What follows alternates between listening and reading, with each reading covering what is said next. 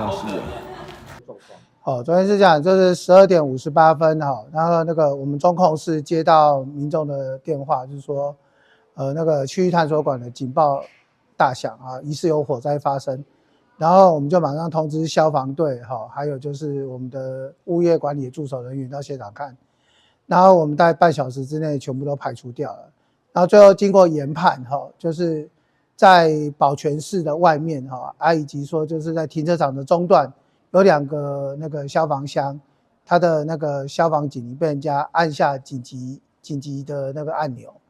那我们研判是附近的那个醉汉或者是流浪汉按的啦，那后来经过检视是那个虚惊一场，那我们已经完成所有的复归，那造成民众不便之处敬请见谅。